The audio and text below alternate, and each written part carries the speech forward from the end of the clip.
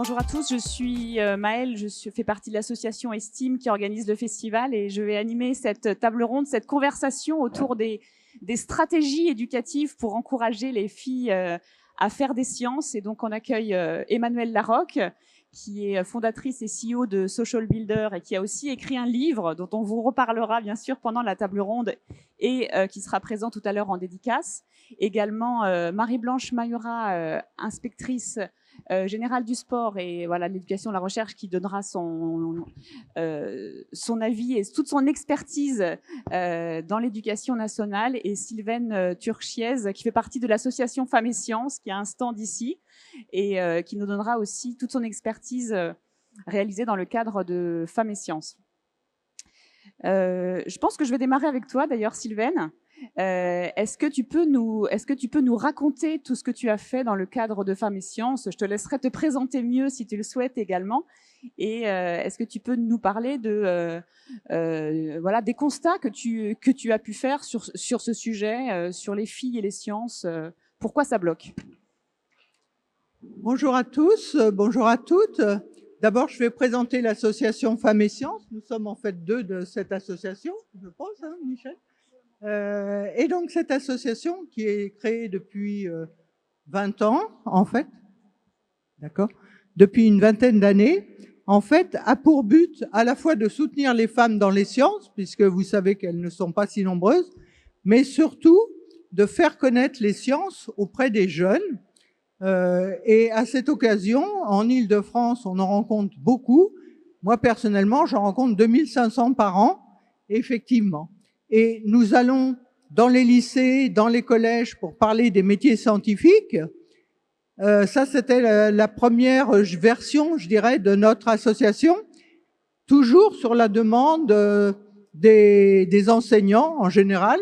Mais maintenant, de plus en plus, nous sommes appelés même par des parents d'élèves ou par des enseignants de primaire et même de maternelle pour effectivement parler de sciences aux enfants.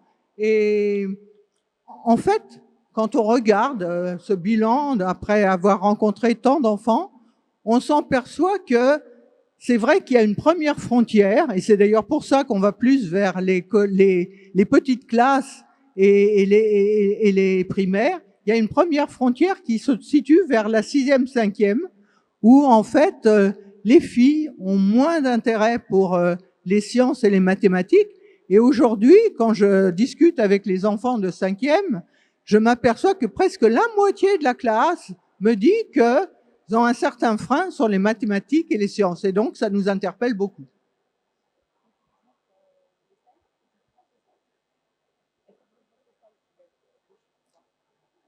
Je ne t'entends pas. Les slides sur les chiffres. Une taille sur les chiffres que tu avais dit. Sur les chiffres des jeunes. Excuse-moi. Il y a tellement de chiffres. Ça, les chiffres sont très connus, effectivement, mais c'est surtout l'analyse et qu'est-ce qu'on fait. Oui, est-ce que tu voulais préciser quelque chose sur le constat, peut-être, Marie-Blanche, sur ce que tu as pu voir aussi dans les écoles? Donc, bonjour à tous. Donc, effectivement, on a des constats. Hein. Ces constats, ils sont, comme vous le disiez, chiffrés. Donc, il y a une moindre confiance des filles en mathématiques, je dirais davantage même qu'en sciences, mais les sciences aussi par rebond. Donc, énormément d'enquêtes le montrent par des questionnaires qui sont posés. Il y a un léger écart de performance chez les filles, une moindre performance dès le CP, mais on va voir que ça n'est pas inné, on va voir en quoi c'est plutôt l'acquis, et en tout cas les rencontres que font les filles et ce qu'elles entendent qui les amènent à avoir moins confiance en elles et à avoir moins de performance. Et effectivement, le résultat de tout ça, c'est une sous-représentation des filles dans les enseignements de spécialités scientifiques et ultérieurement dans les études scientifiques. Alors, vous m'avez posé la question de l'origine de ces constats. Donc, le manque de confiance et la moindre réussite des filles, ce n'est pas le fait d'une nature féminine qui ne serait pas confiante, qui ne serait pas scientifique, qui ne serait pas mathématique, mais du fait d'un environnement qui n'encourage pas finalement les filles en sciences, en mathématiques, et ce depuis de nombreuses années. Hein. Si je veux donner simplement un exemple, déjà le baccalauréat scientifique, ça fait juste 100 ans que les filles peuvent le passer. Si on regarde l'entrée dans les grandes écoles, c'est à peu près 50 ans que les jeunes filles peuvent rentrer dans les grandes écoles. Donc on a toute une histoire.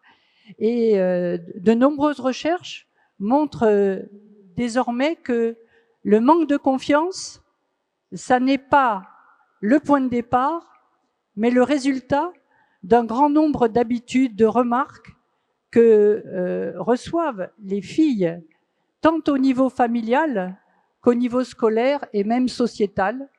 Et donc, très vite, des stéréotypes sociaux sont à l'œuvre.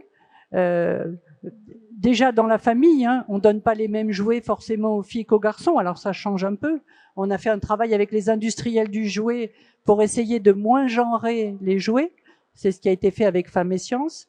Mais même dans les vêtements, si on regarde les vêtements, toute la lingerie pour les filles, tout ça, effectivement, n'amène pas les jeunes filles à se projeter dans un avenir scientifique. Au niveau de l'école, ce qu'on a pu constater, c'est qu'effectivement, les remarques qu'on va faire, qu'on va apposer sur les bulletins, par exemple, et ça c'est montré par la recherche, hein, en analysant un certain nombre de bulletins scolaires, à note égale, on ne va pas mettre les mêmes appréciations à une fille qu'à un garçon. Souvent, la fille, elle sera travailleuse, elle sera sérieuse. Par contre, assez rarement, on voit écrit talentueuse, brillante, excellente. Ce qu'on voit peut-être davantage sur des garçons dont, à note égale, on va dire, pourrait bien mieux faire s'il travaillait davantage. Donc, on va moins montrer aux jeunes filles que finalement, elles sont aussi talentueuses et brillantes. Ça, c'est un point. Voilà. Deuxième point, effectivement, dans les freins, c'est peut-être l'absence de représentation des métiers que l'on peut exercer avec les sciences et notamment l'environnement social de ces métiers.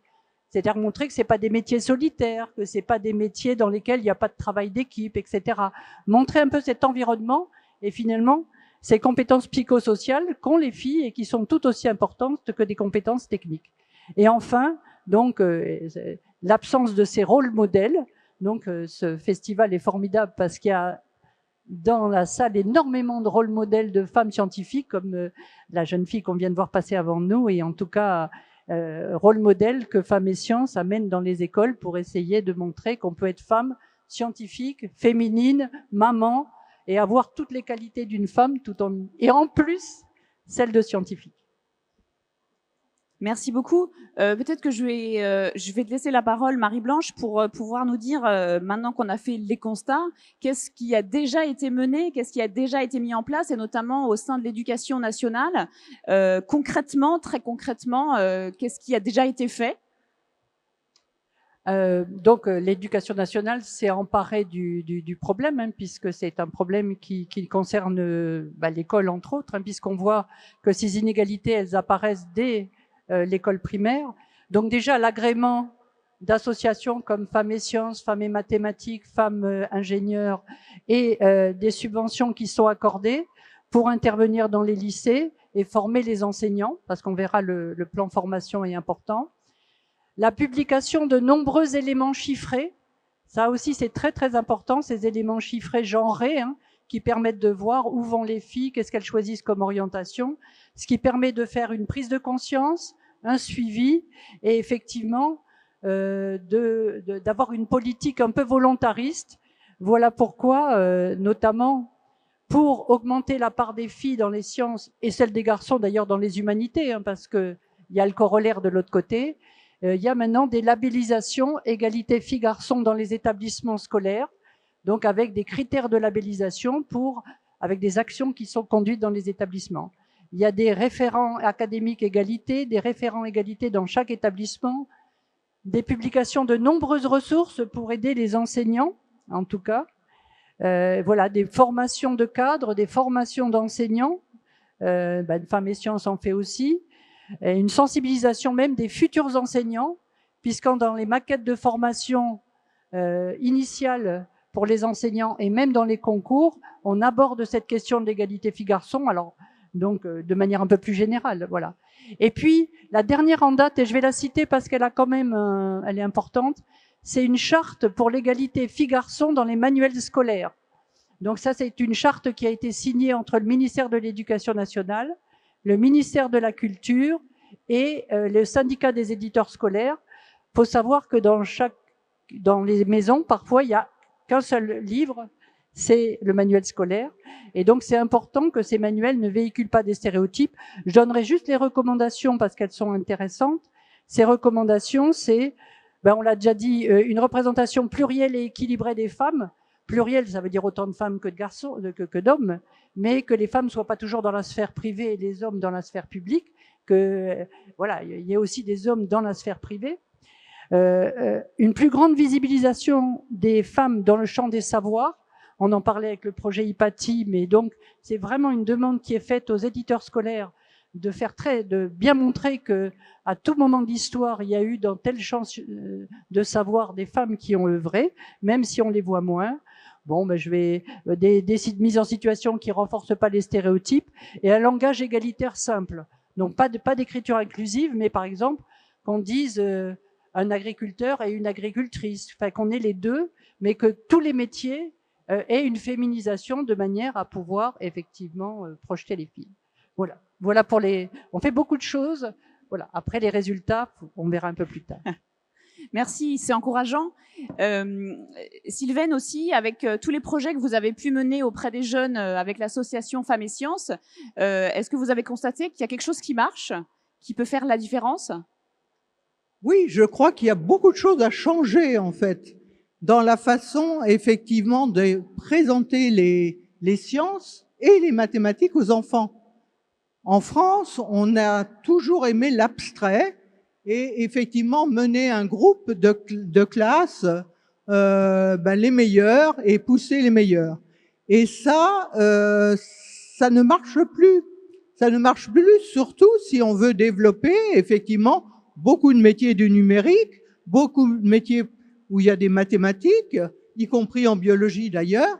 Il faut rentrer dans quelque chose de beaucoup plus concret. Et ça aidera beaucoup les enseignants de primaire, parce que souvent les enseignants de primaire viennent de milieux littéraires. Ça sera tellement plus facile pour eux d'enseigner des mathématiques concrètes que d'enseigner des mathématiques abstraites. Donc, on voit très très bien quand on est auprès des enfants que si les garçons ont l'air de prendre un peu la parole, dès qu'on est dans une expérience, par exemple, les filles vont énormément participer. Donc, il faut être beaucoup plus concret dans l'enseignement des mathématiques et des sciences. Ça sera plus facile pour les enseignants et ça sera beaucoup mieux pour tous les élèves. Merci Sylvaine. Je vais me tourner vers toi, Guy-Emmanuel.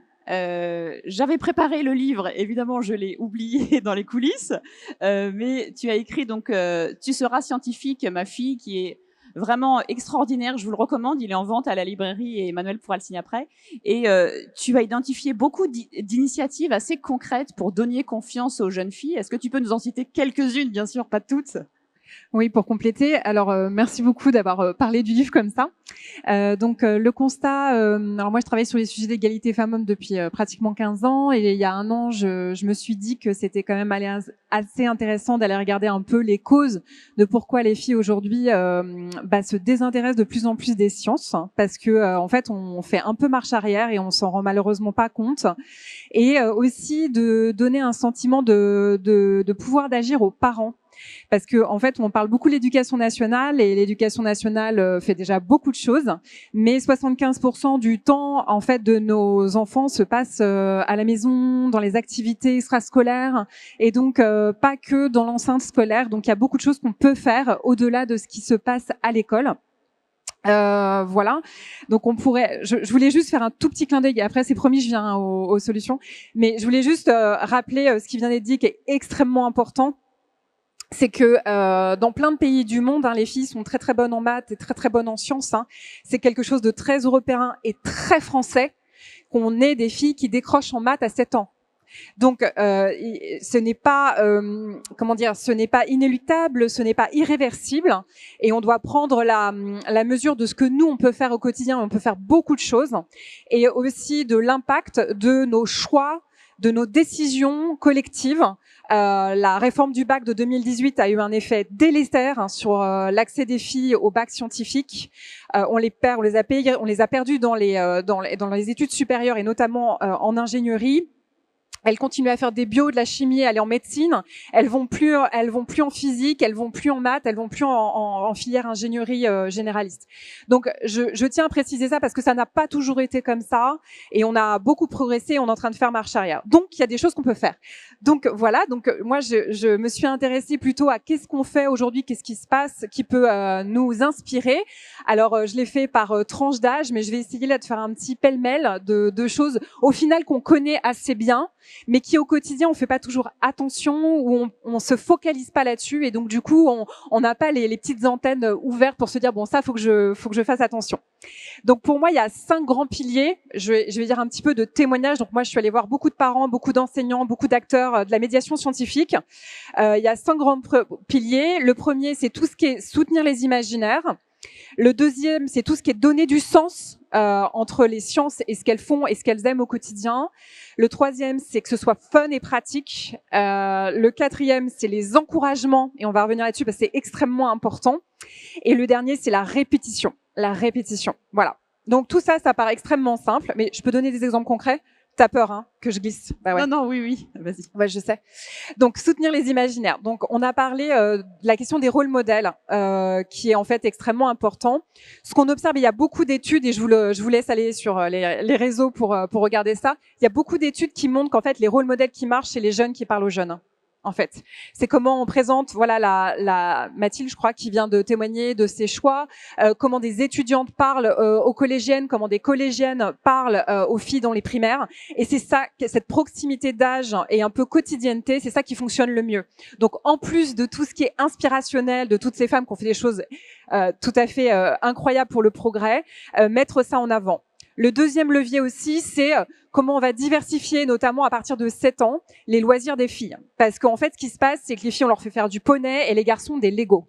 Et si vous observez les quotidiens, c'est ce qui se passe. Hein.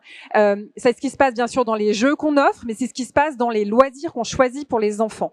Et 7 ans, c'est un âge assez déterminant, et on en reparlera après, sur la manière dont on va cultiver certains comportements et certaines, on va dire, appétences pour les filles, pour la sécurité, pour avoir toujours les bonnes réponses, et pour les garçons, pour aller tester, innover et chercher un peu par eux-mêmes. Sur la partie... Je suis encore un peu de temps ou pas? Ouais, j'y vais. Ok. Petite chose, donc je vais faire une petite liste à l'après-vert et après chacun prend ce qu'il veut. C'est arrêter les comparaisons filles-garçons. Voilà. Et parce que l'étalon, c'est le garçon. Et en fait, ce que nous disent les filles, c'est que souvent, elles se sentent pas bien en maths quand elles sont comparées aux garçons. Et ça, c'est extrêmement important de attention aux comparaisons. Ah, ben, t'es une fille, donc attention. Donc, vous vous dites non, mais c'est pas ce qu'on fait.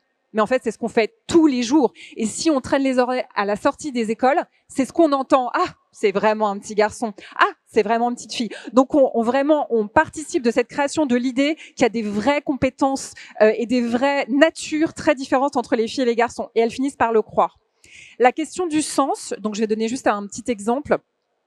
En fait, l'idée, c'est de faire des liens entre leurs activités, leurs goûts et leurs compétences. Voilà. Quand elles font du vélo et qu'elles sont super bonnes en vélo, en fait, elles font de la mécanique. En fait, elles font de la physique.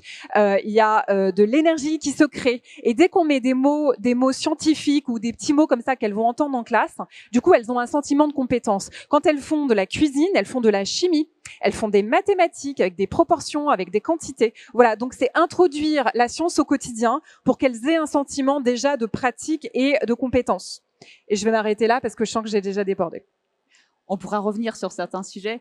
Je voulais enchaîner en vous montrant le témoignage de Marine. Alors évidemment, vous pouvez pas forcément lire très facilement, mais j'ai échangé avec Marine, qui est maman de 4 enfants, dont 3 filles et un petit garçon, qui est aussi ex-ingénieur nucléaire et professeur de mathématiques. Et en préparant cet entretien, elle était désolée de pas pouvoir venir, et donc j'ai affiché ce témoignage ici. Elle me disait, en fait, effectivement, je me rends compte qu'il y a quelque chose qui est difficile, notamment sur la compétition, que la compétition est difficile entre filles et garçons. Et notamment, elle dit, pour les filles et garçons aussi, c'est indispensable que le rapport à l'erreur soit changé, parce qu'en mathématiques, on a plus facilement faux ou vrai. Et elle se disait, tiens, en tant qu'enseignante, en tant que parent aussi, est-ce que je valorise suffisamment le rapport à l'erreur dans l'apprentissage qui est fondamental et qui pourtant est difficile, et souvent c'est un frein. Est-ce que l'une d'entre vous a une expérience ou quelque chose sur le rapport à l'erreur qu'elle peut préciser? Tu voulais, oui, Emmanuel. En fait, nos petites filles, on les éduque pour réussir et pour ah, t'es belle, ah, t'es sage, ah, t'as toujours bon en classe. Donc en fait, on les habitue pas au test and learn, en fait, à essayer, à échouer, à être dans les sports de compétition. Les garçons, on les met voilà, sur des sports co où voilà, on fait des matchs. Les filles, elles font de la danse. Elles sont plus haut dans la maîtrise du corps, dans la représentation, dans les arts d'expression. Donc en fait, sans s'en rendre compte, on va amener les filles à être toujours en attitude de représentation, de contrôle, comme elles mangent des petits yaourts. Vous connaissez cette étude? On fait manger des yaourts au sel aux garçons qui disent bah, c'est dégueulasse, et aux filles qui disent c'est bon, voilà, parce qu'elles sont filmées. Donc en fait, on leur apprend à tenir et à pas dire quand elles sont pas contentes, à s'exprimer et être dans la, comment dire, dans quelque chose d'une décision assumée, ou même de dire bon bah j'ai échoué et je vais réessayer. Voilà. En tout cas, dans nos activités, on choisit pas les mêmes choses et on va pas développer les mêmes prises de risques.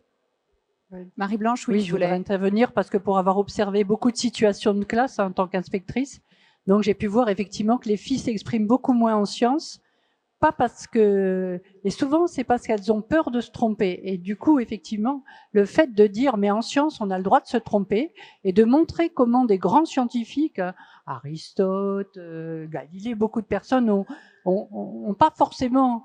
Plus tard, on s'est rendu compte que ce qu'ils avaient dit était pas forcément juste ou pas tout à fait universel comme ils l'avaient présenté. Du coup, de montrer ça et à partir du moment où d'encourager les filles à parler, d'abord de laisser du temps pour les réponses aux questions, parce qu'une fille, elle réfléchit et elle ne répond souvent que quand elle est sûre que sa réponse est juste. Alors que c'est pas forcément le cas, excusez-moi, j'ai l'air aussi là de donner un stéréotype, mais pourtant au fond des classes, c'est ce qu'on voit. Les garçons, ils n'ont pas peur de prendre la parole. La fille, elle va attendre d'avoir le bon résultat, et si elle s'est trompée, elle va se sentir très mal à l'aise, et il faut l'encourager. Tu t'es trompé, mais c'est pas grave, tu as essayé. Et voilà, je pense que tout ce qu'on va pouvoir faire pour les encourager, c'est ce que vous disiez, est quelque chose qui est de nature à ne pas donner peur aux filles de faire des sciences, parce qu'en sciences, on se trompe tous les jours. Hein, toi qui es scientifique, tu peux nous le dire. Voilà. Et se tromper, c'est apprendre. Justement. Oui, justement, Sylvaine, sur la confiance, je voulais voir avec toi, quel conseil tu aurais, quel message tu voudrais faire passer aux enseignants pour qu'ils puissent insuffler cette confiance à plus de filles sur les sciences? Moi, je crois que pour l'impulser, il faut déjà multiplier les méthodes d'enseignement.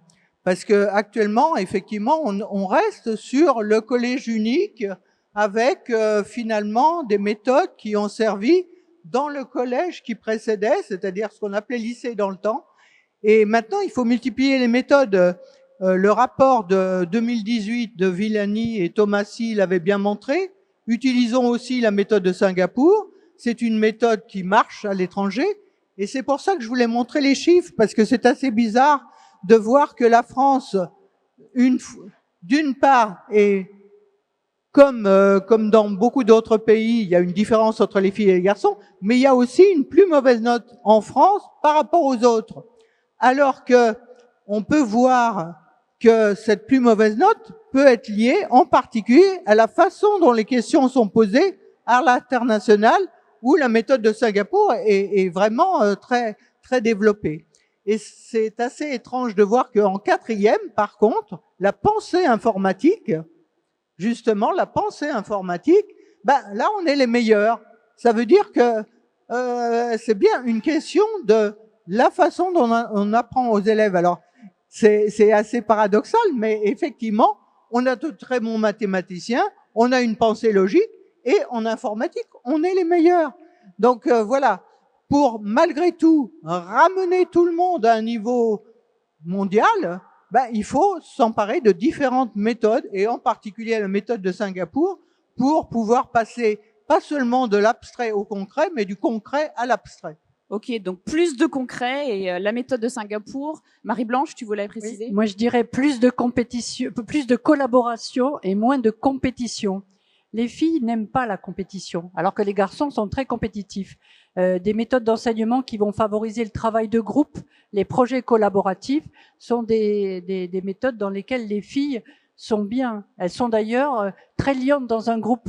Et vous regarderez à PISA, autant en résolution de problèmes individuels, les garçons ont des meilleures performances. J'aime pas dire moins bons ou moins mauvais, ont des meilleures performances. En résolution de problèmes collaboratifs, on montre que c'est les filles qui ont de meilleures performances. Voilà. Et on a créé, par exemple, aux Olympiades de chimie, une épreuve collaborative.